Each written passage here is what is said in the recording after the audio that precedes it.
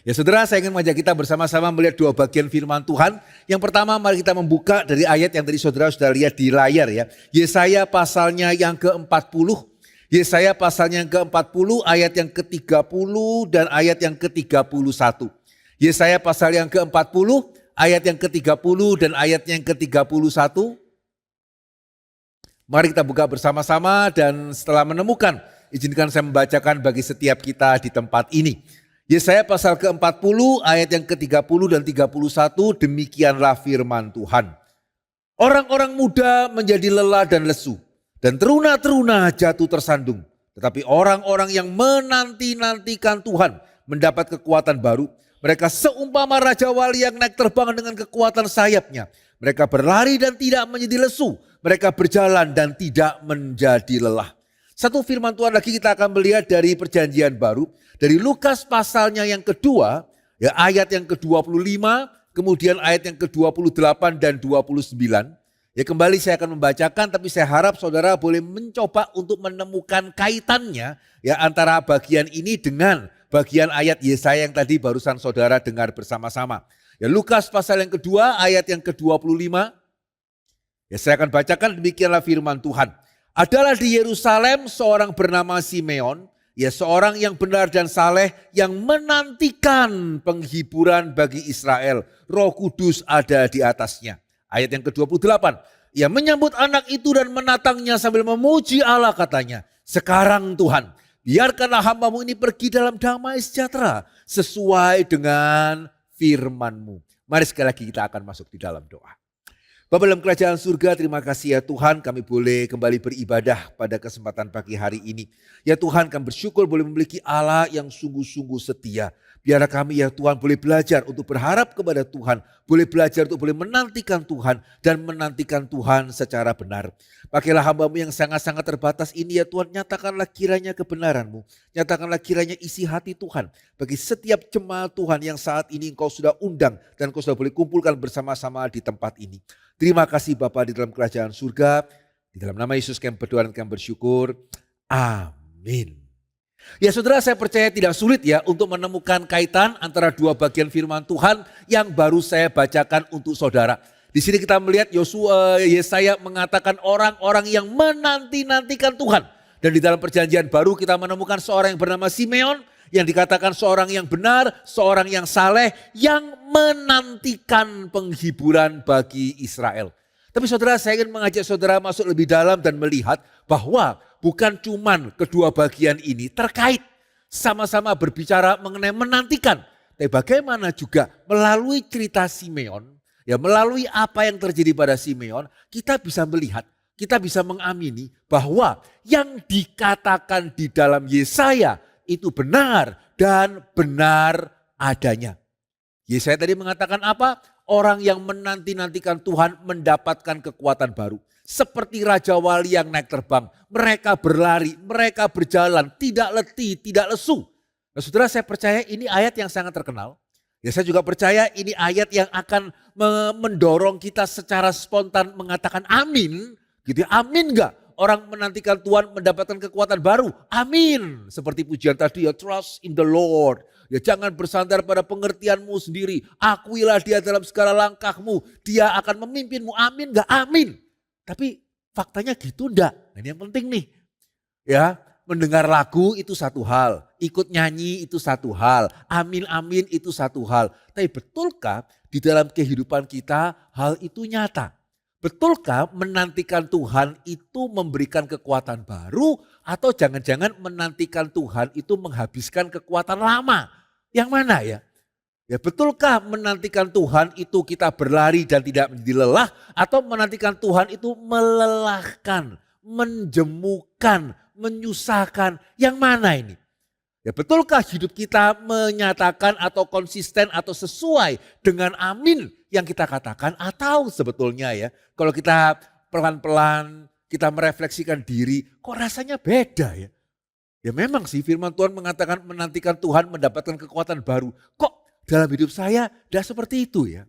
Saya nggak tahu ya saudara termasuk yang golongan percaya Indonesia emas atau Indonesia gelap. Ya, atau saya khawatir jangan-jangan bukan dua-dua Pak. Saya termasuk yang percaya Indonesia gulita. Waduh ini tambah berat lagi itu. Ya sehingga kira-kira saudara tahun ini berharap apa ya? Atau pokoknya semoga jangan lebih buruk dari tahun lalu. Apakah sebatas itu? Gitu ya. Ya sehingga betulkah saudara ya menantikan Tuhan mendapatkan kekuatan baru atau justru sebaliknya. Nah puji Tuhan ya. Pada waktu kita melihat kehidupan Simeon. Saudara suka tidak suka mau tidak mau kita diajak untuk melihat bahwa ternyata betul. Betul. Karena ketika Simeon mengatakan sekarang Tuhan biarkanlah hambamu ini pergi dalam damai sejahtera. Saudara tentunya tahu kan yang Simeon maksudkan ini pergi kemana?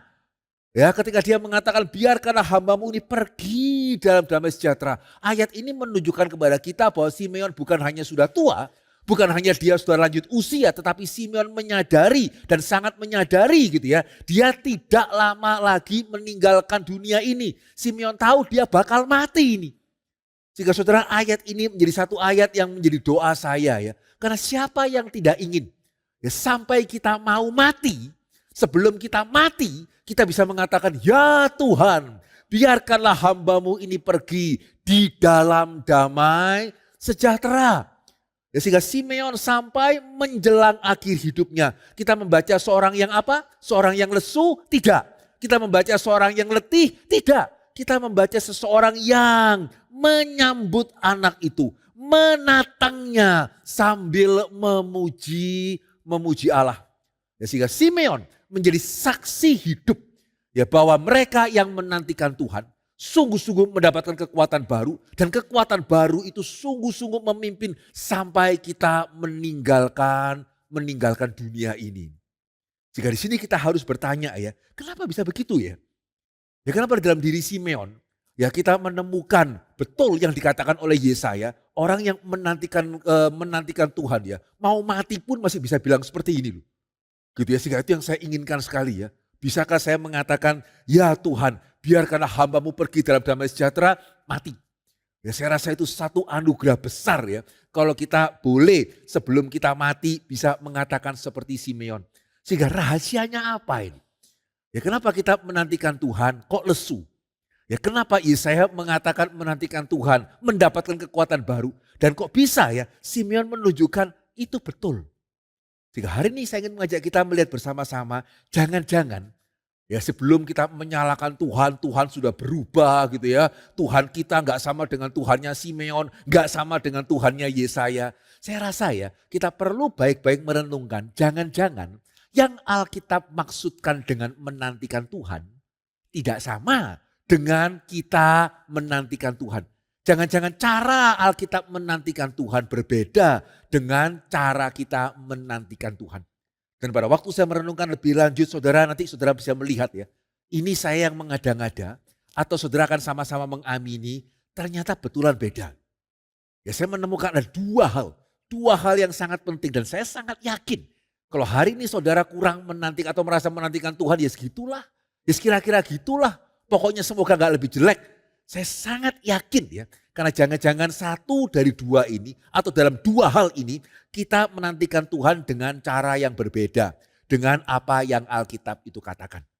Coba kita melihat yang pertama dulu, betul enggak ya penantian kita itu sama atau cara kita menanti beda dengan Alkitab? Sederhana, tadi Yesaya mengatakan apa? Orang yang menantikan Tuhan seperti Raja Wali yang naik terbang. Ya, mereka berlari dan tidak menjadi letih. Mereka berjalan dan tidak menjadi lesu. Berarti seperti apakah orang yang menantikan Tuhan? Alkitab jelas mengatakan ya, orang menantikan Tuhan seperti terbang, naik terbang, seperti berlari, seperti berjalan. Dan saudara ini pertanyaan yang sederhana ya. Apa persamaan antara terbang, lari dan jalan? Ya, apa persamaan dari ketiga hal ini? Tentunya setiap kita tidak ada yang kesulitan menjawab. Persamaan dari terbang, lari dan jalan itu adalah tiga-tiganya aktif. Amin ya. Ya baik yang naik terbang, ya baik yang lari, baik yang jalan. Tiga-tiganya itu aktif. Dan baik-baik mari kita menguji diri. Betulkah ya pada waktu kita menantikan Tuhan kita aktif? Atau jangan-jangan hari ini bayangan kita ya ketika tadi kita mendengarkan lagu anak-anak ya. Orang yang menantikan Tuhan. Tidak bersandar pada pengertiannya sendiri. Maksudnya apa? Jangan sampai kita memikirkan, oh orang yang menantikan Tuhan berarti jangan pakai pengertian. Ya karena kalau engkau pakai pengertian, itu berarti engkau tidak menantikan Tuhan. Itu berarti engkau bersandar pada pengertianmu sendiri. Saudara yang mana ya? Ya kan hari ini saya khawatir ya, pada waktu orang Kristen berbicara mengenai menantikan Tuhan, jangan-jangan kita menyamakan penantian itu dengan pasrah.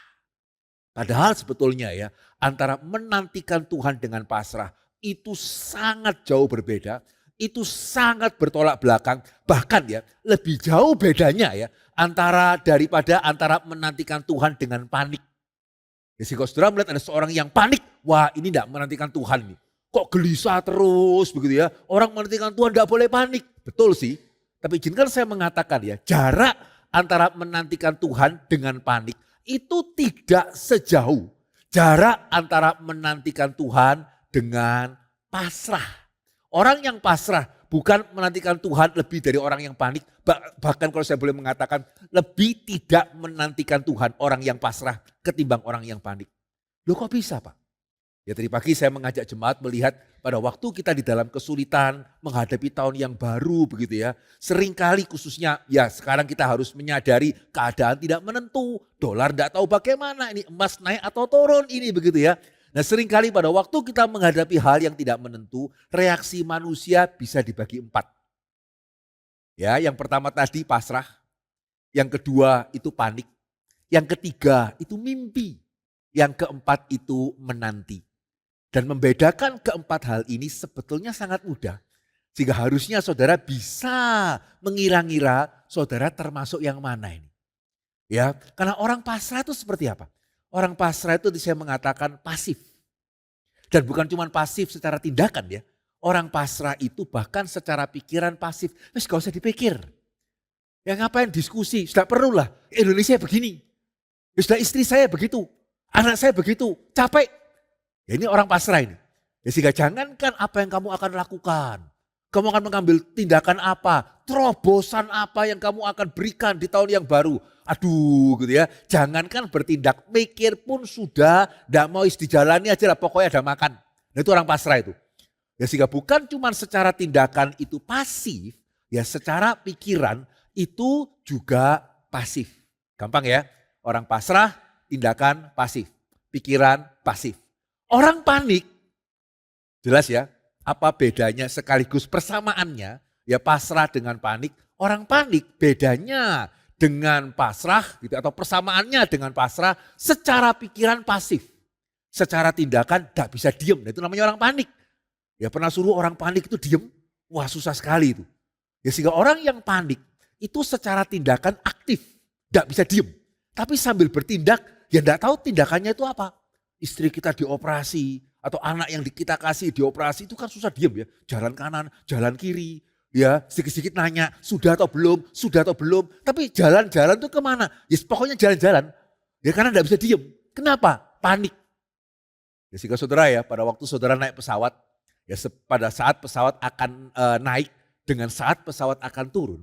Selalu kan ada announcement gitu ya, ada berita ya dari pramugari. Dan saudara pastinya yang sudah sering naik pesawat hafal kan. Ya tegakkan kursi, ya kencangkan ikat pinggang, lipat meja di depan kursi saudara. Sama satu lagi apa? Buka jendela. Ya sehingga saudara ya, dari keempat perintah ini, ya kurang lebih saya tahu kenapa tiganya itu. Ya kenapa kok mesti tegakkan kursi, ya kenapa kok mesti kencangkan ikat pinggang, mesti lipat meja di depan. Karena saya pernah bincang-bincang dengan salah seorang pilot profesional begitu ya. Dia jemaat di GRI Kuningan. Ya dia mengatakan ya 90% dari kecelakaan pesawat itu waktu naik dan waktu turun. Dan pilot ini jago ini. Gitu ya di Garuda dia sudah profesional, sudah senior sekali. Jadi dia mengatakan 90% ya dari pesawat jatuh itu pesawat naik, pesawat turun. Saya tidak puas, saya tanya lagi. Banyak mana yang naik dengan yang turun? Dan dia mengatakan 85% dari 90% itu pada waktu pesawat turun. Ya, jadi 90% kecelakaan pesawat waktu naik, waktu turun. 85% dari 90% pesawat jatuh waktu turun. Sehingga dia bilang ya, kadang-kadang sebagai pilot dia agak merasa ironi ya. Ketika pesawat di atas itu goncang, wah semua berdoa, amin ya. Gitu ya, pada waktu mulai ada pengumuman pesawat akan mendarat, wah mulai kemudian make up. Dia mengatakan itu sebetulnya kalau mau berdoa itu gitu ya. Ya bayangkan ya 85% dari 90% kecelakaan pesawat itu waktu turun. Sehingga kalau mau doa bukan yang waktu goncang-goncang, waktu turun. Ya sehingga saya pakai kesempatan itu nanya, lah terus kenapa? Gitu ya, kenapa kalau pesawat itu naik, pesawat itu turun, kenapa mesti buka jendela? Dia mengatakan ya sederhana sih, supaya dapat cahaya dari luar, supaya kalau terjadi apa-apa, penumpang tahu exitnya di mana. Saya bilang, loh kan exit kan sudah ada tulisan exit, gitu kan. Terus kalau sudah pernah naik pesawat kan di bawahnya ada spotlight ya, kalau gelap kan nyala, harusnya kan cukup. Ya orang panik. Gitu ya, orang panik itu ya exit di depan saudara, saudara bisa enggak tahu. Pernah sekali saya diceritai jemaah saya gitu ya, dapat telepon, anak ibu kecelakaan. Wah dia sudah panik ini, harus segera transfer. Dia mau transfer, puji Tuhan anaknya keluar dari kamar. Gitu ya. Ya namanya juga orang panik, benar anaknya enggak kemana-mana. Dan dia tahu anaknya enggak kemana-mana sebetulnya, tapi ini namanya panik. Jadi jelas ya, orang pasrah itu pikirannya pasif, tindakannya pasif. Orang panik itu pikirannya pasif, tindakannya gak bisa diem, aktif. Orang mimpi ya tinggal dibalik. Gitu ya, orang mimpi itu pikirannya aktif. Kalau saya begini, kalau saya dulu, saya menikah dengan orang yang lebih tepat. Gitu ya, kalau saja kemudian saya gak tinggal di Indonesia, kalau saja saya ini misalnya tinggal di Australia atau di Kanada kurang aman sekarang ya. Kalau sekarang saya di Australia misalnya gitu ya, akan lebih bagaimana. Nah itu mimpi. Ya pikirannya jalan terus gitu ya, kalau saya dapat undian gimana, itu kenapa banyak yang kena judol ya karena mimpi. Ya bagaimana kalau saya mendadak kaya tapi tindakannya apa, kerja apa, ya enggak ada. Itu namanya mimpi. Ya sehingga secara tindakan pasif, secara pikiran enggak bisa diem. Ya terus mikir, tetapi ya itu tadi ya enggak ada tindakan apa-apa. Jika seharusnya saudara sudah jelas, menanti ya bukan tiga-tiganya. Ya menanti itu berarti orang yang menantikan Tuhan, berarti secara pikiran aktif tapi bukan mimpi. Secara tindakan aktif tetapi bukan panik. Nah saudara itulah sebetulnya orang yang menantikan Tuhan. Dan sebetulnya kalau kita mau mengatakan secara lebih umum ya, namanya orang sungguh-sungguh menanti itu ya seperti itu.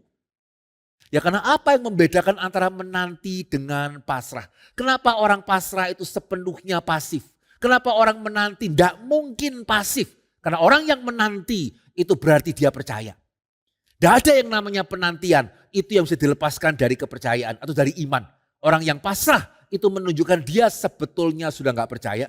Orang yang menanti, kenapa tidak mungkin diam? Karena dia percaya yang dia nantikan itu akan tercapai. Tadi kita melihat bersama-sama ya, dua orang saudara kita akan menantikan hari jadi. Menurut saudara mereka pasif atau aktif ini? Gitu ya. Ya harusnya kita mengamini orang yang sungguh-sungguh menantikan pernikahan ya tidak mungkin pasif. Meskipun juga jangan panik ya, tidak perlu panik juga sih. Gitu ya. Tapi saudara kan persiapkan semuanya. Ini namanya orang menanti kan. Saudara persiapkan IO-nya lah, saudara persiapkan bajunya lah, saudara mempersiapkan acaranya. Saudara jaga kesehatan baik-baik. Kenapa? Karena saudara menantikan hari pernikahan. Kenapa saudara menantikan? Karena saudara percaya. Jika Tuhan menghendaki tanggal 28 Februari, ya kami akan melangsungkan pernikahan kami. Nah itu menanti. Sama ya, kalau istri kita hamil gitu ya mengandung, ya maka kita menantikan anak dilahirkan. Apakah pasif? Tidak, ya tidak perlu panik juga. Ya tapi tentunya enggak hanya kita bermimpi ya, kita mulai mempersiapkan segala sesuatunya. Kalau kita orang Kristen yang baik, bukan cuma kita mempersiapkan tempat tidurnya, susunya. Kita akan baca buku dengan baik, oh anak saya cowok, bagaimana membesarkan anak cowok. Oh calon anak saya cewek, bagaimana membesarkan anak cewek. Saudara itu namanya menanti. Ya dan sekali lagi ya, apa bedanya menanti dengan pasrah? Pasrah menunjukkan sebetulnya saya enggak percaya. Jadi kalau ada orang mau nikah tapi sudah cari baju, nanti aja. Ini mulai mengkhawatirkan ini. Ya, karena ini bukan beriman ya. Ini namanya jangan-jangan dia enggak yakin, mungkin dia tahu sesuatu atau apa gitu ya. Bukan itu. Jika saudara, ini yang kita harus tanya. Ya kan di dalam nyanyi kita. Ya di dalam nyanyi kita ya, saya berharap kepada Tuhan gitu ya. Berharaplah kepada Tuhan, percaya saja pasti menang. Itu yang mana? Ya, betulkah kita sungguh-sungguh percaya? Bahkan termasuk ya pada waktu kita berdoa. Ya, pada waktu kita berdoa, sebetulkah kita berdoa dengan iman atau sebetulnya kita berdoa pun tetap berdoa sih, sama seperti tetap nyanyi. Tapi sebetulnya baik kita nyanyi, kita kurang iman. Kita berdoa, jangan-jangan kita itu kurang iman. Jika saya sering mengatakan baik di jemaat GRI pusat ya, maupun juga tadi pagi gitu ya. Saya kadang-kadang agak sedikit khawatir kalau mendengar orang reform itu berdoa. Karena siapa yang tahu ya, apa cirinya doa orang reform? Saudara bisa tahu enggak ya, dari perkataannya, wah reform nih. Ya kalau misalnya ya, yang doanya Tuhan kami mengklaim janjimu, pasti percaya Tuhan, kami percaya kepadamu. Kira-kira tahu ya, ini apa ini? Gitu ya, gitu ya. Dari doanya bisa tahu loh, gitu ya. Demikian juga kalau yang berdoa Bunda Maria yang diberkati, saudara juga tahu nih, wah Katolik nih, Katolik. Gitu ya, kalau yang tadi karismatik. Kalau reform gimana? Ya, kalau karismatik kan tadi ya, Tuhan gitu ya, akan percaya, ayo kami mengklaim janjimu, seperti kau mengatakan ya Tuhan kau bisa. Gitu. Wah karismatik. Ya kalau Katolik kan Bunda Maria yang diberkati gitu ya, doakanlah kami. Nah ini pasti Katolik nih. Kalau reform? Apa? Wah iya ya betul ya. Jadilah kehendakmu dan bukan kehendakku. Amin gitu ya. Betul ya? Saudara langsung tahu, ini reform nih gitu ya. Jadi kalau ada hamba Tuhan, penatua, majelis atau saudara berdoa gitu ya. Sangat sering loh muncul. Ya tapi biarlah ini kehendakmu dan bukan kehendakku. Saudara perhatikan ya, jelas ya ini doa Tuhan Yesus. Gitu ya, ini doa Tuhan Yesus. Tapi saya khawatir. Ya saya khawatir bagaimana Yesus mendoakan. Dengan kita mendoakan kalimat sama, iman bisa berbeda. Ya semangat bisa berbeda. Yesus berdoa di Taman Getsemani itu keluar peluh darah. Ya peluh bagaikan darah itu doa di taman loh saudara. Malam-malam loh itu. Gitu, dia 3 kali mendoakan doa yang sama gitu dengan sedemikian sungguh-sungguh. Nah ini ya sehingga pada waktu dia mengatakan ya, jadilah kehendakmu dan bukan kehendakku. Ini bukan kalimat mekanis. Ini kalimat yang betul-betul lahir dari pergumulan, ini kalimat yang betul-betul lahir dari iman. Sehingga saya khawatir ya, pada waktu kita memakai kalimat yang sama, betulkah kita mendoakannya dengan semangat yang sama atau jangan-jangan ya, kenapa kita mudah mengatakan jadilah kehendakmu dan bukan kehendakku, karena jangan-jangan saudara periksa diri sendiri. Jangan-jangan karena saya sudah gak yakin dijawab kok. Gitu ya, gak bisa kok istri saya gitulah, anak saya gitu, Indonesia begitu. Lalu terus kenapa kok berdoa? Ya karena harus berdoa. Lalu terus kenapa kok mesti doanya dikatakan jadilah kehendakmu dan bukan kehendakku? Ya karena tadi, saya sudah yakin gak dijawab, tapi kan saya anak sopan gitu ya. Gak boleh dong, ya mengklaim Tuhan. Ya sehingga ya jadilah kehendakmu dan bukan kehendakku. Sehingga saudara di sini seringkali saya memikirkan ya antara orang karismatik, ya, orang reform, orang Katolik, bentuk doanya begitu berbeda. Ya, saya seringkali mengatakan kalau orang karismatik itu ibaratnya anak ngotot. Gitu ya. Kalau reform itu anak sopan. Ya, kalau Katolik itu anak cerdik. Ya kan? Kalau anak cerdik ya, minta sama papa gak dikabulkan, apa yang dilakukan? Minta mama kan? Gitu ya. Minta mama gak dikabulkan, minta papa kan? Minta papa mama gak dikabulkan gimana? Nah itu, minta nenek. Jadi betul kan? Ya Bunda Maria gitu ya, tolong doakan kami, biar anakmu gitu ya mendengarkan kamu. Bagus loh. Ya jadi kalau tadi ya, orang karismatik tuh anak ngotot ya, nggak bisa dikasih, wah gak dikabulkan tuh dia guling-guling di tanah, kita anak sopan. Ya gak dikabulkan, ya sudah gitu ya, gak apa-apa gitu. Tapi saudara perhatikan ya, di balik fenomena yang berbeda, itu dasarnya sama loh. Gak percaya kalau akan dikasih. Kau percaya akan dikasih, ngapain ngeklaim. Gitu ya, ngapain harus sampai kita klaim Tuhan, kalau saya tidak klaim Tuhan tidak kasih, apakah begitu? Kalau kita percaya, ngapain kok mesti lewat nenek? Ya kalau kita percaya bahwa orang tua kita bijaksana gitu ya, ngapain saya mesti cari jalan lain supaya orang tua yang tadinya tidak mau mengabulkan, kalau mendengar permintaan daripada orang tua mereka akan mengabulkan, tapi juga sama loh. Kalau kita benar percaya Tuhan mengabulkan, kok belum apa-apa sudah pasrah? Gitu ya. kok belum apa-apa itu sudah, ya sudahlah jadilah kehendakmu. Ya karena saya tahu gak akanlah dikabulkan, cuman ya kan saya gak boleh marah. Ya saya kan gak boleh bentak-bentak, saya kan ya memang betul jangan sih gitu ya. Tapi ya sama masalahnya loh. Amin ya, saudara punya anak, terus dia mengatakan ingat ya anak papa bukan hanya Koko, bukan hanya Cece, saya juga bagi warisan. Wah alamat dapat pun lebih sedikit itu. Tapi juga sama loh saudara, kalau saudara punya anak ya mau kemana nanti liburan, ya saya sih pengennya ke Singapura, tapi ya biar itu kehendak papa yang jadi. Ya terus nanti Imlek kamu pengen apa? Ya kalau boleh saya bisa dibelikan HP baru. Tapi biarlah kehendakmu bukan kehendakku. Saudara bersyukur atau bergumul ya punya anak gini ya. Gitu ya. Ya sehingga saudara ini bedanya ya. Sehingga kalau saudara betul-betul percaya kepada Tuhan. Saudara amin, saudara tidak selesai. Saudara amin, sehingga lihat Yesus ya. Dia amin. Dia merasa perlu berdoa lagi. Dia berdoa lagi. Dia amin. Dia merasa berdoa lagi. Sampai akhirnya dia melihat ini waktunya. Ya waktunya sudah tiba dan dia begitu tenang. Bahkan dia bisa menenangkan murid-muridnya. Karena tadi, ya sehingga kalau saudara menantikan Tuhan. Setelah amin itu tidak selesai. Tuhan ubahlah istri saya. Setelah saudara berdoa terus ngapain? Ya kalau saudara, ya sudah kan ubahkan istri saya kan tidak bisa mengubah istri saya. Itu namanya pasrah. Tapi kalau orang menantikan Tuhan ya, saudara selesai amin, saudara siap menerima jawaban, saudara buka mata, saudara buka telinga, ya saudara mulai adjust. Sehingga apa artinya ya lagu tadi ya, orang yang percaya kepada Tuhan tidak bersandar dengan pengertian sendiri, artinya bukan jangan pakai pengertianmu, ya jangan pakai mikir begitu ya, percayalah kepada Tuhan dia bisa melakukan hal-hal yang melampaui, lo benar. Tapi seringkali ketika firman Tuhan mengatakan jangan bersandar kepada pemikiranmu adalah samakan frekuensi pemikiranmu dengan pemikiran Tuhan. Adjust. Sehingga kita buka mata dan saudara Tuhan beneran akan menunjukkan jalannya. Kalau benar-benar kita berdoa di dalam iman, kita menantikan di dalam iman, setelah amin kita menanti oke Tuhan apa yang kamu mau katakan. Apakah ada kesalahan yang aku lakukan sehingga anak saya menjadi seperti itu. Apakah ada kesalahan yang aku lakukan pada waktu mungkin dulu aku sekolah. Ya sehingga sekarang cari kerjaan kok sulit. Ya Tuhan tunjukkan kiranya kalau ada yang salah. Oh saudara boleh percaya ya. Tuhan tunjukkan sungguhan.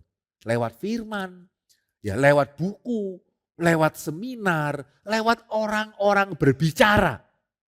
Ya lewat orang-orang bahkan yang seringkali mungkin pembicaraan mereka tidak berkenaan dengan kita.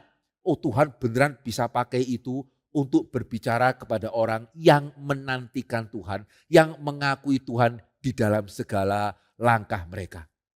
Jadi kalau saya boleh memberikan kesaksian ya, sehingga jangan hanya abstrak begitu ya. Pada waktu saya minggu lalu tadi pagi saya mengatakan saya pribadi sangat bersyukur. Ya harusnya diumumkan di sini juga ya. Minggu lalu kan STTRI kita meneguhkan 2 guru besar. Ya pendeta Billy Kristanto, ya satu lagi kan pendeta Stefri Lumintang. Ya Pak Stefri ini bukan hamba Tuhan GRI, ya dia sudah punya STT sendiri, cuman memang dia sangat respect dengan Pak Tong, dia sangat banyak berbagian di dalam pelayanan kita khususnya di STTRII. Ya sehingga minggu lalu kita meneguhkan mereka berdua menjadi profesor. Ya saudara kenapa saya bersyukur? Karena saya masih ingat ya, sekitar mungkin 15 tahun yang lalu ya kalau saya nggak salah ya, sekitar 15 tahun yang lalu. Pada waktu saya mengambil MDiv di STT. Waktu itu kan namanya masih Institut Reform. Sama ya Pak Jimmy juga gitu ya, Bu Dewi juga, Vikaris Adam juga. Tapi waktu itu namanya masih Institut. Saya ambil MDiv. Dan ketika saya mau meneruskan studi di Amerika, ambil MTH. Ya saya benar-benar enggak nyangka sih. Mereka mengatakan, kami cari di internet kok sekolahmu enggak ada. Ya karena memang pada waktu itu belum didaftarkan. Gitu ya. Sehingga waduh ini gimana ini? Mereka mengatakan ya berarti MDiv-mu gak bisa diakui. Sebetulnya saya sudah mendapatkan informasi itu waktu masih di Indonesia. Tapi saya yakin lah. Karena saya benar-benar dalam pergumulan saya Tuhan pimpin kok. Bukan saya mau studi, Tuhan pimpin. Jika sampai sana saya menghadap, saya ngomong. Oke lah gitu ya. Bisa enggak meskipun saya harus ulang MDiv. Bisa enggak total. Saya kan sudah ngambil MDiv itu 150 kredit. Gitu ya, bisa enggak sebagian itu ditransfer sehingga enggak terlalu banyak karena dana saya sangat terbatas, bahkan waktu itu udah bisa ngajak istri, udah bisa ngajak anak, harapan saya setahun selesai Gitu ya, setahun selesai. Karena MTH harusnya setahun bisa. MDiv itu minimal 3 tahun. Ya sehingga ini kalau saya mesti ulang 3 tahun ya gimana? Terus mereka mengatakan oke ya, coba kami kaji. Setelah itu beberapa minggu saya menghadap kembali, sudah di Amerika ini. Menghadap kembali saya nanya, gimana? Bisa ditransfer berapa? Waduh, jawaban mereka itu langsung to the point ya, 0. Ya, jadi nggak satu SKS pun bisa ditransfer. Yang berarti ya saya harus ikut semua MDiv. Dana cuma setahun. MDiv minimal 3 tahun. Belum MTH-nya. Bagaimana caranya? Andai kata waktu itu saya panik ya. Saya percaya saudara akan bisa mengerti loh. Amin ya. Gitu ya. Karena ini gimana? Masa pulang ke Indonesia? Kalau pulang ke Indonesia orang nanya, loh katanya sudah studi, sudah selesai. Oh Tuhan ternyata berkehendak berbeda. Masa kan gak bisa ngomong gitu ya. Ya sehingga saudara waktu itu kalau mau panik mestinya cukup wajar. Tapi ya ngapain? Ngapain panik? Mimpi juga ngapain? Kalau sudah Tuhan menggerakkan hati mereka. Sehingga mereka lebih mengaplikasikan kasih gitu ya. Ya ngapain? Sehingga menantikan Tuhan. Dan Tuhan pimpin. Ya, karena waktu itu saya sendirian. Gitu ya. Sehingga di tempat saya kuliah ada namanya persekutuan mahasiswa asing single. Dan karena saya sendirian, saya dianggap single. Bukan saya ngaku single, mesti dibedakan ini gitu ya. Saya dianggap single sehingga saya diundang. Ya saya diundang ya saya datang. Gitu ya saya datang, wah siapa menyangka ya. Ternyata yang mengundang ini suaminya adalah kaprodi S3 di sana di Trinity Evangelical Divinity School, Profesor William Van Gemeren. Sehingga satu-satu dia nanya, kamu dari mana, ngambil apa gitu ya. Kenapa kok ngambil itu? Waktu tiba kepada saya, ya saya ngomong apa adanya. Saya mesti ngulang nih MDiv. Terus dia bilang ya, it's not wise for your time. Ya enggak bijaksana kalau kamu ngulang. Kamu maunya apa sih? Ngambil apa? MTHPB. Oke, coba kamu ketemu sama Dr. Yarbrough. Itu kaprodinya untuk perjanjian baru. Saya bilang, boleh nggak saya pakai nama Bapak? Silakan. Wah puji Tuhan gitu kan. Saya menghadap kepada Dr. Yarbrough, Profesor Yarbrough, saya bilang, saya ketemu sama Profesor Van Gemeren. Menurut dia tidak bijaksana kalau saya ngulang. Bisa nggak saya langsung direkomendasikan itu MTHPB? Dan dia mengatakan seperti ini gitu ya. Bukannya saya merendahkan ya. Tapi kamu dari Indonesia. Ya saya pernah mengajar itu di Rumania. Itu mahasiswa yang terbaik di Rumania pun. Waktu ikut dia kembali ke Amerika itu betul-betul kesulitan. Sehingga saya hanya bisa merekomendasikan kamu itu ke MA. MDiv ke MA itu kira-kira dari 1,5 ke 1/4 itu turun itu. Gitu ya sehingga waduh ini bagaimana ya. Tapi pada waktu saya lihat lagi ya mata kuliah yang keluar. Ternyata dia itu ada mengajar mata kuliah S3. Yang tentunya saya tidak boleh ikut harusnya. S2 aja gak bisa gitu ya mau ikut S3. Tapi saya ngomong boleh gak saya ikut mata kuliahnya sejarah penafsiran PB. Saya masih ingat itu. Ya mata kuliah sejarah penafsiran PB. Terus dia mengatakan, ya silakan. Ya karena kalau saya daftar pasti tidak boleh. Ya tapi ternyata boleh sebagai pendengar. Wah saya masih ingat. Gitu ya saya ikut kuliah. Tapi kemudian saya lihat silabusnya. Di silabus itu ya setiap minggu ada kuis. Gitu ya dan saya pikir-pikir saya sudah ikutnya gratis. Terus semua ngerjakan kuis. Saya toleh kanan, toleh kiri kan kurang bagus. Juga rasanya kurang menghargai ya. Sehingga saya pikir meskipun gak harus karena saya kan pendengar. Ya sudahlah. Saya beli bukunya, saya baca. Dan ketika saya ikut kuliah, tadi pagi saya mengatakan ya, tidak tahu kenapa ya, yang kuliah S1, S2 itu gedungnya lebih modern. Yang S3 itu gedungnya lebih klasik. Saya masih ingat tuh, lampunya pun masih agak orange-orange gitu. Gitu ya, gedungnya gedung lama gitu ya. Saya duduk di sana dengan mahasiswa S3 yang lain. Dia begitu masuk, Profesor Yarbrough begitu masuk, keluarkan kertas, kuis. Pertanyaan pertama ya, itu pertanyaan paling mudah yang saya pernah dapatkan selama kuliah itu. Kamu sudah baca belum yang ditugaskan? Itu pertanyaannya. Haleluya ya, sudah. Pertanyaan kedua saudara, ini pertanyaan yang paling singkat, padat, berat. Ya 2 kata, prove it. Benar ya, singkat, padat, berat. Ya bahasa Indonesia cuma 1 kata, buktikan. Ya tapi karena saya kan sudah baca, ya saya kerjakan deh. Wah puji Tuhan ya, 100. Kuis yang kedua, saya lupa 100 atau 90. Kuis ketiga 90. Saya kemudian menghadap lagi. Dia mulai bedain. Oke gini aja, kamu selesaikan S1 MDivmu, nanti saya lihat Ya S2 kamu menghadap saya, kalau memang kamu bisa saya rekomendasikan. Selesai S1 ya, saya berikan kepada dia, ya puji Tuhan ya. Dia lihat, dia pakai banyak ngomong. Saya masih ingat ya, dia pindah ke kanan, ketik, ketik, ketik, ketik, ketik, MTH saya. Wah saya baru tahu ya, Indonesia Amerika sama ya, rekomendasi penting ya. Gitu ya. Tapi ternyata pada waktu saya tinggal setahun kan, sehingga saya harus ambil semua mata kuliah MTH. Saya sudah ambil semua, masih kurang 1 kredit. Ya karena memang tidak untuk diambil semua.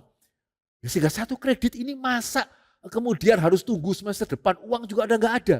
Ingat tadi saudara kalau berdoa dan saudara percaya, saudara menanti, buka telinga, buka mata. Jangan Tuhan gerakan hati, saya nggak usah ngapa-ngapain, gerakan hati mereka. Sehingga saudara saya tidak tahu, saya jalan keluar salah satu kelas, saya jalan keluar. Di belakang ada 2 mahasiswa, saya juga nggak kenal tuh. Ya mereka ngomong-ngomong aja, waduh saya ini perlu 1 kredit lagi, kurang 1 kredit lagi. Ternyata saya bisa ngomong sama seorang profesor gitu ya, ditambahi dengan tambahan tugas. Wah puji Tuhan ya, saya langsung cari dosen pembimbing saya pas ambil mata kuliahnya, saya bilang saya kurang 1 kredit nih Pak. Boleh nggak dari 3 SKS kasih saya 4 SKS, silakan kasih saya tugas tambahan. Untuk 1 SKS itu 1000 halaman saya harus baca. Tapi ya sudah, dan puji Tuhan ya, puji Tuhan selesai. Lihat ya, jika saudara kalau seperti itu kira-kira menantikan Tuhan lesu atau bergairah. Melihat bagaimana Tuhan pimpin ya. Dan ketika saudara berdoa, saudara buka mata benar-benar Tuhan tunjukkan. Ini yang pertama. Jadi kenapa ya kita menantikan Tuhan dan lesu? Karena seringkali kalau saudara boleh cek, jangan-jangan bagi kita menantikan Tuhan berarti pasrah. Tidak. Ya menantikan Tuhan itu berarti buka mata. Kalau memang saya salah, Tuhan tunjukkan kesalahan saya.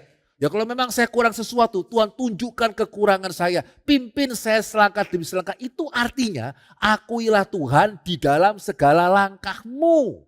Ya itu artinya ya kita mencari Tuhan itu artinya tidak bersandar kepada pemikiran sendiri. Bukan tidak pakai pikiran.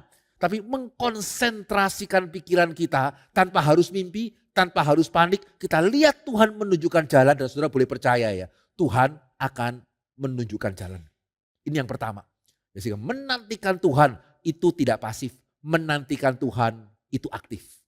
Dan yang kedua, nah saya ingin yang kedua ya. Saudara temukan sendiri. Dan saya percaya saudara bisa temukan sendiri tanpa harus saya langsung kasih bocoran. Boleh kembali kita melihat Lukas pasal yang kedua. Apa bedanya penantian di Alkitab dengan penantian kita hari ini? Yang pertama sudah jelas, sekarang yang kedua. Nah coba saudara ya, saya ingin ajak saudara melihat, ya tadi sudah Simeon, ya kemudian Hana, kemudian Zakarias, kemudian Maria. Apa persamaan penantian mereka? Ini 4 orang semua menantikan. Tapi perhatikan ya, apa persamaan penantian dari 4 orang ini? Kembali ayat 25 ya, perhatikan baik-baik. Ya, adalah di Yerusalem seorang bernama Simeon, ya seorang yang benar dan saleh, yang menantikan penghiburan bagi Israel. Lihat sekarang persamaannya apa dengan ayat yang ke-38, pasal kedua, Hana. Coba ya, apa persamaannya? Ya, dan pada ketika itu juga datanglah Hana ke bait suci ya, ke situ dan mengucap syukur kepada Allah. Berbicara tentang anak itu kepada semua orang yang menantikan kelepasan untuk Yerusalem. Mulai lihat persamaannya? Bukan cuma menantikannya ya, menantikan apanya. Nah sekarang coba lihat yang belum ketemu, coba sekarang kita lihat Maria bagaimana. Lukas pasal yang pertama, ayat yang ke-54. Ya dikatakan apa di sana? Ia menolong Israel hambanya karena ia mengingat rahmatnya seperti yang dijanjikannya kepada nenek moyang kita, kepada Abraham dan keturunannya untuk selama-lamanya. Yang terakhir Zakaria ayat yang ayat yang ke-68 setelah dia tidak lagi bisu ya, dia bisa berbicara. Yohanes lahir, dia memuji Tuhan. Ayat 68 pasal yang pertama Lukas, terpujilah Tuhan Allah Israel sebab ia melawat umatnya dan membawa kelepasan baginya. Yang menumbuhkan sebuah tanduk keselamatan bagi kita di dalam keturunan Daud hambanya itu. Apa persamaan dari Maria, Zakaria, Simeon dan Hana? Apa persamaan mereka? Mereka sama-sama menantikan. Dan perhatikan tadi yang kedua ya, mereka semua sukacita. Hana itu nikah 7 tahun. Ya, itu ketika Alkitab mencatat dia berusia 84 tahun. Sehingga harusnya kalau ada orang yang sah untuk menjadi lesu, kepahitan sama Tuhan, ya Hana nikah 7 tahun, suami mati, ya sampai umur 84 dia tidak menikah lagi. Sukacitanya saudara lihat gak? Dia membawa anak itu, ya menceritakan kepada setiap orang yang menantikan kelepasan atas Yerusalem. Ya, sehingga saya pernah satu kali diundang khotbah melayani di persekutuan Natal kaum wanita ya. Judulnya cukup menarik karena saya belum pernah dapat khotbah Natal dengan judul seperti ini. Judulnya adalah menggosipkan Natal. Gitu ya. Ya Natal kok digosipkan gitu. Itu saya kira-kira tahu lah, maksudnya mungkin memberitakan, tapi biar lebih keren gitu ya. Menggosipkan Natal. Sehingga saya mulai pikir-pikir ya, siapa ya di dalam Alkitab yang menggosipkan Natal? Menariknya bukan Maria Yusuf kan? Kan gembalanya kan datang sendiri, bukan mereka yang berita kemana-mana. Ternyata ya, orang pertama yang menggosipkan Natal itu Hana. Ya tadi kan, ya dia membawa anak itu, dia memberitahukan kepada semua orang yang menantikan Yerusalem. Saudara lihat seorang sosok nenek-nenek yang letih lesu, ya atau saudara melihat seorang nenek yang wah itu luar biasa ini gitu ya. Yang memberitahukan kepada setiap orang di Yerusalem yang menantikan juru selamat atas Israel. Tadi saudara juga melihat ya, Maria bersukacita. Saudara menemukan juga Zakaria bersukacita. Betul, 2 pasal pertama Lukas itu penuh dengan sukacita. Jadi apa persamaan mereka? Mereka sama-sama menanti, mereka sama-sama bersukacita, menunjukkan kekuatan baru, tidak letih, tidak lesu. Tapi siapa tadi pada waktu saya membaca, memperhatikan, kenapa ya mereka di saat menantikan, kenapa kok semuanya semangat-semangat ini, nyanyi-nyanyi gitu ya. Karena mereka semua menantikan penghiburan atas apa? Umat Tuhan. Israel, Yerusalem. Lihat semuanya ya. Dan kalau saya boleh mengatakan, silakan saudara refleksikan kepada diri saudara masing-masing ya. Mungkinkah ya kita di dalam menanti Tuhan itu lesu? Karena tadi yang pertama ya, kita menyamakan penantian dengan pasrah. Atau jangan-jangan yang kedua, mungkinkah kita capek menunggu Tuhan karena penantian kita terlalu sempit. Yang kita nantikan pada waktu kita mengatakan saya menantikan penghiburan Tuhan. Atas apa? Ya saudara dan saya menantikan penghiburan Tuhan itu atas apa? Menantikan itu penting. Penghiburan itu penting. Tapi jangan lupa yang terakhir itu juga sama pentingnya. Saudara dan saya menantikan penghiburan Tuhan atas apa? Dan saudara, bolehkah saya mengatakan kita lebih sering menantikan penghiburan? Ya atas saya, pekerjaan saya, keluarga saya, atau bahkan kalau hari ini ya lebih spesifik lagi ya, nanti liburan saya, wishlist saya gitu ya, keranjang saya di e-commerce itu apa saja, kapan saya bisa beli itu gitu ya, unboxing saya, HP saya gitu ya, gadget saya, tas saya gitu ya. Nah saudara ya perhatikan baik-baik. Ketika penantian kita berbeda dengan Alkitab, ya saudara salah siapa ya? Kalau apa yang Tuhan janjikan tidak kita alami. Ya pada waktu Tuhan memerintahkan A dan kita melakukan B, maka betulkah siapa yang salah ketika Tuhan menjanjikan A dan kita tidak mendapatkan apa yang dijanjikan? Jikalau kita melakukan apa yang berbeda dari perintah Tuhan dan kita mengalami apa yang berbeda dari janji Tuhan, itu salahnya siapa? Ya salahnya Tuhan itu di mana? Ya kita melakukan apa yang berbeda dari yang Tuhan perintahkan. Dan kita mendapatkan hal yang berbeda dari yang Tuhan janjikan. Sebelum kita menyalahkan Tuhan ya. Saya rasa ada baiknya kita merefleksikan kepada diri kita itu masing-masing. Karena pada waktu kemarin di pusat ya Natal persekutuan wilayah. Terus setelah itu saya pimpin sebuah kelompok. Biasanya kalau Natal akhir tahun gitu ya, kan pertanyaannya, saudara tahun ini ada bergumul apa? Ya mana atau apa yang mau didoakan dari pergumulan saudara? Saudara percaya saya, kalau pertanyaan seperti ini, baik jemaat pusat maupun saudara, adalah. Ada yang tahun lalu tanpa pergumulan sama sekali? Tidak ada ya. Jadi kalau hamba Tuhan nanya, apa pergumulan saudara? Apa yang mau didoakan? Begitu ya. Ya bisa dipastikan ada, tidak usah heran kalau ada. Cuman khusus kemarin, pertanyaan saya rubah sedikit. Gitu ya, saya nanyanya seperti ini. Apa pergumulan saudara sepanjang tahun yang tidak berkenaan dengan saudara? yang saudara mau kita doakan sama-sama kali ini? Ya, jadi apa pergumulan saudara, apa yang menyusahkan saudara sepanjang tahun kemarin, tetapi yang tidak berkenan dengan saudara lah, anak saudara lah, keluarga saudara, pekerjaan saudara.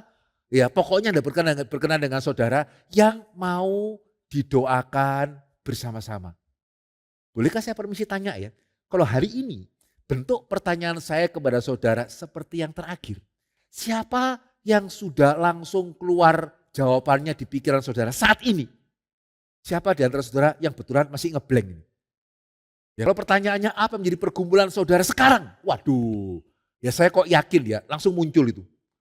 Gitu ya, Bapak mau berapa? Gitu ya. Tapi kalau saya tanya apa pergumulan saudara saat ini? Yang tidak berkenan dengan saudara, tapi yang saudara susah hati sehingga baik-baik mendoakan di hadapan Tuhan. Betulkah ya?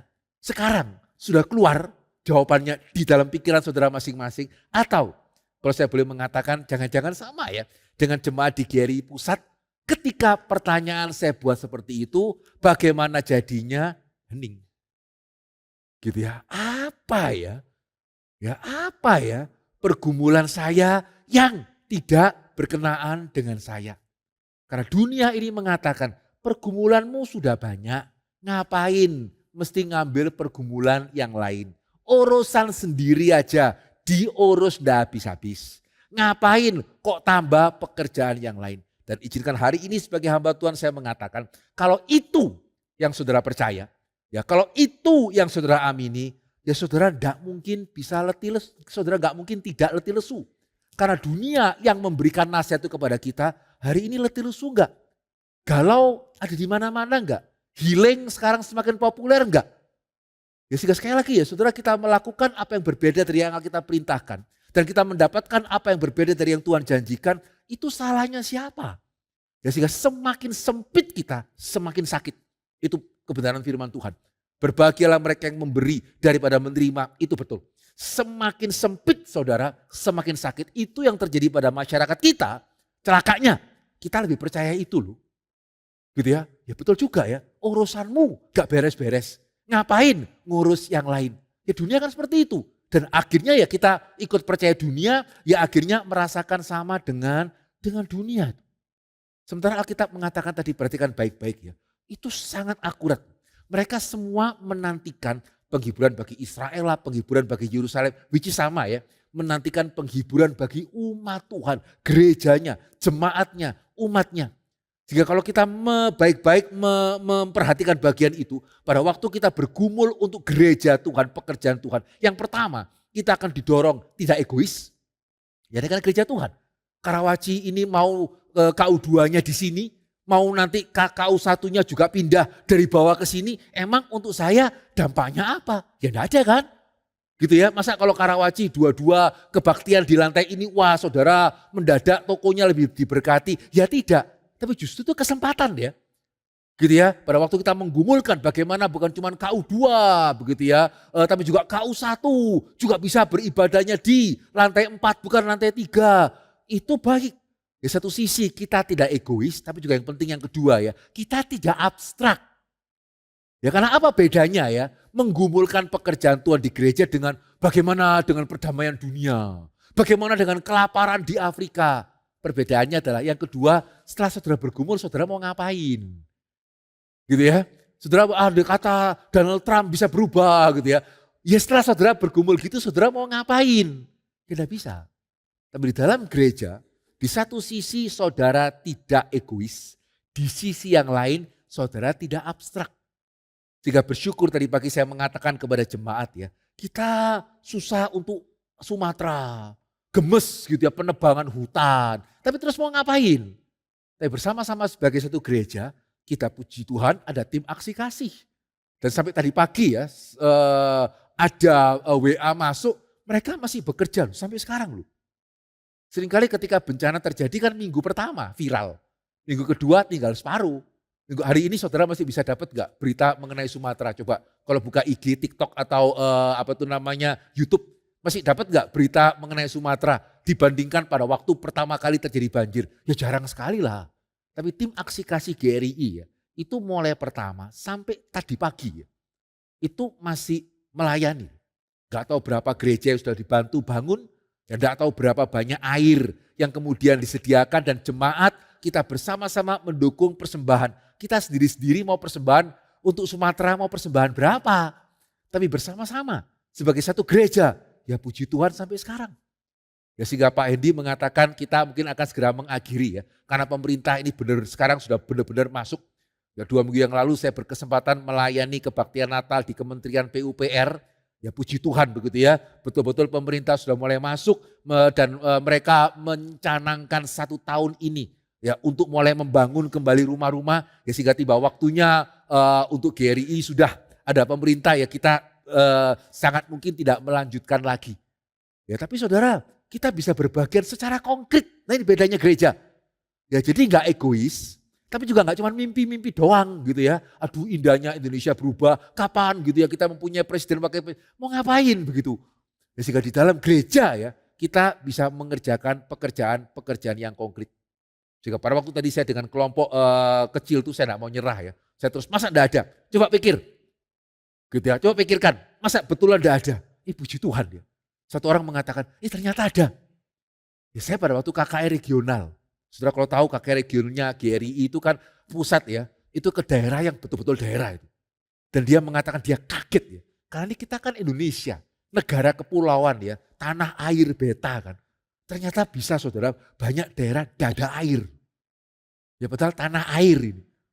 Ya, sehingga dia mengatakan pada waktu dia ke sana dia kaget ya. Lihat anak-anak itu untuk cari air susah gitu. Sehingga dia bilang dia rindu untuk kembali lagi ke tempat itu. Ada loh. Terus yang lain bilang waduh tapi kalau saya ya enggak pernah ke KKR regional Pak. Saya paling banter ke PD pagi. Saya tanya, Ibu waktu PD pagi yang didoakan apa? Ya yang didoakan di PD pagi harusnya di Karawaci di pusat ya kurang lebih pokok doanya sama. Berarti mengenai pekerjaan Tuhan kan. Sungguh-sungguh mendoakan apa tidak? Sungguh-sungguh Pak. Ya puji Tuhan kan. Langkah awal yang baik ya teruskan. Ya lanjutkan. Yang lain mulai kesaksian juga. Oh ya saya pelayanan ini. Oh ya saya juga ada pelayanan itu. Ada. Puji Tuhannya ternyata itu ada. Ya sehingga saudara sejauh mana kita menyadari ya. Pada waktu kita berbagian di dalam pekerjaan Tuhan. Kita diajak untuk jangan cuman egois di dalam penantianmu. Tapi juga kita diajak ya, jangan sekedar mimpi, jangan sekedar omong saja, jangan sekedar berandai-andai. Bagaimana kita bisa terjun secara langsung dan kita terjun secara konkret. Dan saudara, amin saudara, saudara akan melihat ya bagaimana pimpinan Tuhan itu sungguh-sungguh nyata. Sehingga tadi saya mengatakan saya sangat bersyukur ya minggu yang lalu 2 guru besar kita itu bisa dikukuhkan. Desember lalu mereka menerima SK dari Menteri Agama yang Januari kemarin itu ke Kemayoran itu ya. Mereka menerima SK, kalau dulu ya menjadi profesor dari presiden yang memberikan SK. Tapi sekarang gitu ya karena jumlah profesor mungkin sudah semakin banyak ya maka yang memberikan SK itu menteri. Kenapa ya? Karena saudara setahun lalu ya, wah kita di SCTRI itu dramanya banyak. Ya saya sebagai selain di GRI Pusat, juga di SCTRI selain mengajar juga Kaprodi S3 ya. Tahun lalu adalah untuk pertama kalinya kita mengurus akreditasi. Sebaliknya untuk institusi bersama dengan itu ya, kita mengurus reakreditasi. Ya karena institusi kita sudah pernah akreditasi, dapatnya itu adalah B, cukup. Sementara S3 kita belum pernah, karena kan memang baru ya. Jadi pemerintah mengizinkan kita beroperasi, ya setelah sekian lama baru akreditasi. Nah, saudara tahun lalu ya, awal itu sepertinya semua berjalan baik. Ketika disidak, ya bagaimana mereka datang terus mereka wawancara gitu ya. Pada waktu itu pakai Zoom sih, tapi suasananya begitu enak sehingga kita cukup yakin ini. Ya kalau B harusnya bisa, harap-harap bisa B+. Tapi kemudian kita tunggu-tunggu, kok enggak ada hasil ini.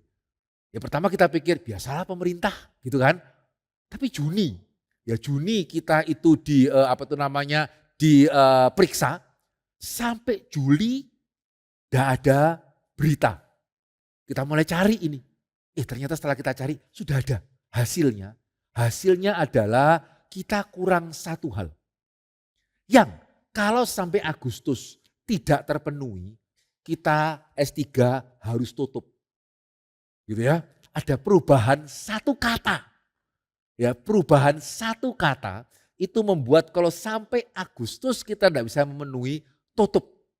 Ya, sehingga waktu itu ya saya susah hati sekali ya. Bukan cuma karena saya kaprodi S3 ya, tapi juga karena kita sudah memwisuda Pak Cip dan Pak Ivan. Nah terus kalau S3-nya tutup, terus sudah diwisuda, terus gimana ini? Ya mereka diwisuda sebagai lulusan S3 pertama ya, Pak Cip duluan, Pendeta Cipto Subeno, ya kemudian Pendeta Ivan Kristiono, itu dua-duanya kan tahun lalu lulusan pertama dari S3, sudah meluluskan tapi enggak tutup, terus gimana ini? Tapi juga yang paling menyusahkan saya ya, karena terus kesaksian bagaimana? Ya karena kan Pak Tong seringkali mengatakan gereja yang benar, bagaimana harus menjadi mainstream. Di satu sisi ada karismatik, di satu sisi ada liberal. Ya karismatik itu ada semangatnya, tapi doktrinnya bagaimana? Sementara liberal itu akademis bagus sekali, semangatnya bagaimana? Sehingga puji Tuhan ya, GRI hari ini sudah ada KKR regional, gedungnya sudah besar-besar, sehingga harusnya sudah mulai bergerak ke arah mainstream untuk jemaat secara umum. Tetapi yang akademis ini bagaimana? Jika saudara ya, Pak Profesor Benyamin, Pak Ben gitu ya, pada waktu dia diprofesorkan 2 tahun yang lalu, itu profesor Injili pertama sejak Indonesia Merdeka. Gitu ya, sejak Indonesia Merdeka itu profesor Injili pertama. Profesor Kristen yang lain, maksud saya yang di STT ya, bukan profesor Kristen yang di sekular ya. Ya bisa dikatakan semuanya tidak Injili. Ya sehingga setelah sekian puluh tahun baru gereja Injili ada satu profesor. Sehingga kalau kemarin ya S3 kita tutup, orang ngomong apa itu? Kesaksian kita bagaimana, ternyata betul ya. Ya semangat sih boleh, KKR regional sih boleh, memang kurang pinter. Ya sehingga itu kenapa masih percaya 5 roti 2 ikan kasih makan 5.000 orang. Ya masih percaya ada orang bisa jalan di atas air. Ya karena memang kurang akademis. Wah itu sangat menyusahkan saya loh. Ya sekali lagi ya, itu kalau saya mau panik sudah boleh enggak itu? Ya dalam 1 bulan. Oh ya tadi saya lupa cerita ya, apa perubahan peraturan cuma satu kata. Perubahan peraturan ya, karena pada waktu kita mendaftar itu 2024. Salah satu syarat untuk S3 harus punya 2 profesor. Gitu ya. Ditambahi satu kata untuk tahun 2025 untuk bisa dapat S3 disetujui program studinya harus punya 2 profesor aktif. Sementara kita punya satu kan profesor aktif Pak Ben. Terus ada salah seorang lagi profesor yang sudah emeritus Prof. Sam yang juga terbeban yang juga respect sama Pak Tong begitu ya. Dan puji Tuhan, Tuhan boleh kirimkan. Sehingga untuk tahun 2024 aman.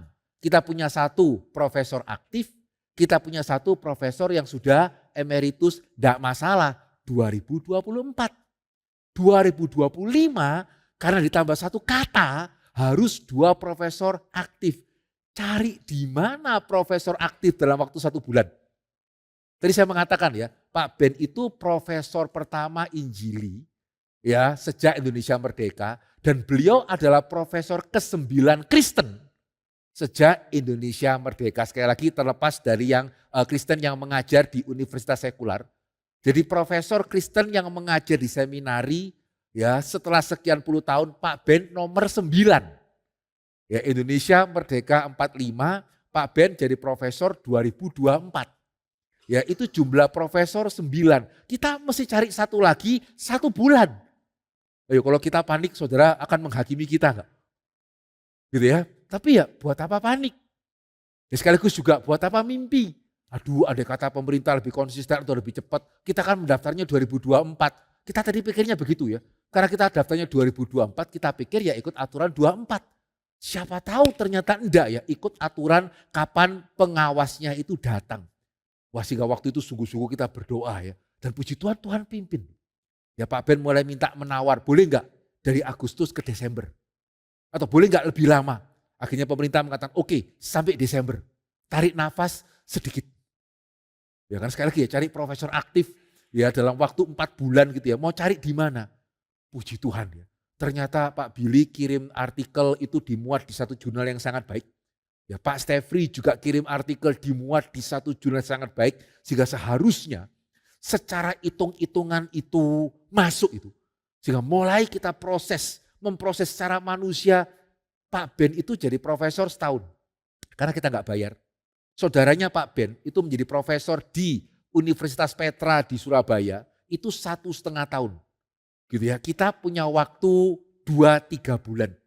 Puji Tuhan. Ya singkat cerita ya. Desember lalu STTRI akhirnya punya 3 guru besar.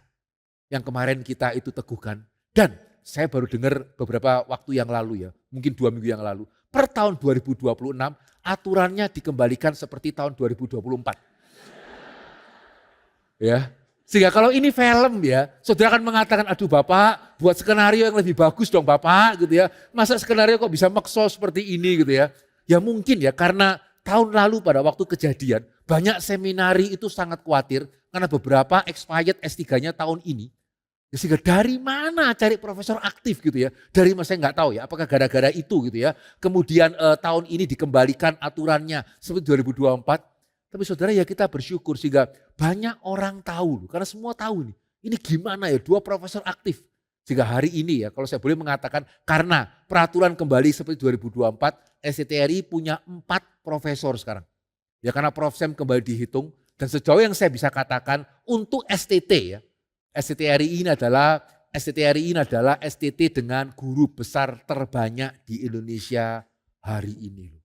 Puji Tuhan enggak ya? Dan pertanyaan saya yang paling penting itu tadi ya. Menurut saudara, saya sukacita enggak? Padahal bukan saya loh. Ya, andai kata tutup S3-nya saya susah sih, tapi Pak Ben yang jauh lebih susah. Ya, Pak Tong lebih susah. Dan kemarin ketika ada peneguhan guru besar, ya bukan saya, bukan foto saya itu. Ya, fotonya Pak Billy, fotonya Pak Stefri, tapi permisi tanya ya, menurut saudara iman saya tidak dibangunkan? Menurut saudara saya sukacitanya tidak bertambah? Menurut saudara saya menjadi orang yang letih lesu gitu ya, menantikan Tuhan kok begitu? Puji Tuhan tidak. Ya, sukacitanya melihat bagaimana Tuhan bekerja ya 2 bulan, ya 2 guru besar dalam waktu 2 bulan. Meskipun tidak ada kaitannya sama saya, bukan keluarga saya juga gitu ya. Saudara sukacitanya dan ini yang penting ya, imannya, belajar berserah kepada Tuhannya lebih daripada tahun yang lalu. Sehingga bolehkah hari ini, ya meskipun kita sudah masuk ke bulan kedua ya, saya percaya belum terlambat. Saudara melihat tahun ini bagaimana? Ada penantian, ada sukacita, ya ada pengharapan, atau ya pokoknya jangan lebih jelek dari tahun lalu, wis paling banter itulah gitu ya. Sudah seperti itu. Kalau seperti itu kenapa ya? Apakah karena kita itu terlalu pasif? Atau yang kedua, karena kita terlalu egois. Sehingga bolehkah hari ini ya, kita belajar lebih percaya kepada Tuhan, bukan hanya nyanyi. Ya kita belajar percaya bahwa Tuhan yang meminta kita berdoa. Tuhan yang mendengarkan doa-doa kita. Sehingga nantikanlah Tuhan. Selesai amin belum selesai. Selesai amin bukalah mata, bukalah telinga. Tapi juga yang kedua ya, jangan egois. Jangan hanya menantikan penghiburan Tuhan untuk dirimu saja. Buka lebih besar. Ya tunjuk minta Tuhan supaya dia boleh menunjukkan. Ya bagian apa di dalam rumah Tuhan yang dia mau kita itu menggumulkan bersama-sama. Dan saudara akan mengamini. Saya yakin saudara akan mengamini. Apa yang Yesaya katakan itu benar. Apa yang Nikodemus alami, apa yang Simeon alami, kita juga bisa alami. Mereka yang menantikan Tuhan mendapatkan kekuatan baru. Seperti Raja Wali naik terbang. Mereka berlari dan tidak menjadi letih. Mereka berjalan dan tidak menjadi lesu. Mari kita berdoa. Bolehkah sebelum kita menutup dalam doa, bolehkah saya mengajukan pertanyaan kembali kepada saudara? Yang saudara bisa doakan di hadapan Tuhan. Saudara menantikan Tuhankah? Saudara bersukacitakah? Ya saudara mempunyai satu gairahkah di dalam kehidupan saudara pada tahun ini, atau semuanya sama?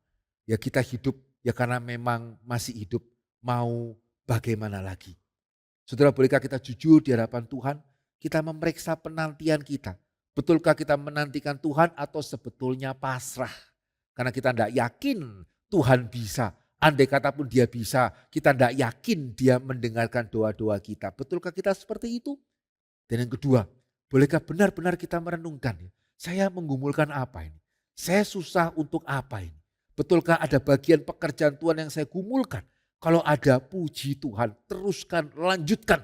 Kalau tidak ada saudara, bolehkah saudara baik-baik berdoa di hadapan Tuhan, minta ampun.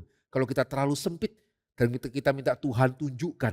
Ya Tuhan minta Tuhan dorong kita mulai berbagian di dalam pekerjaan Tuhan. Sehingga meskipun dunia mengatakan sempitlah engkau baik, faktanya tidak, semakin sempit semakin sakit. Sehingga mari setiap saudara berdoalah di hadapan Tuhan, dan jujurlah di hadapan Tuhan, minta ampun kalau perlu di hadapan Tuhan, minta Tuhan mengajar kita belajar menanti secara aktif, menanti secara benar. Mari setiap kita berdoa pribadi lepas pribadi.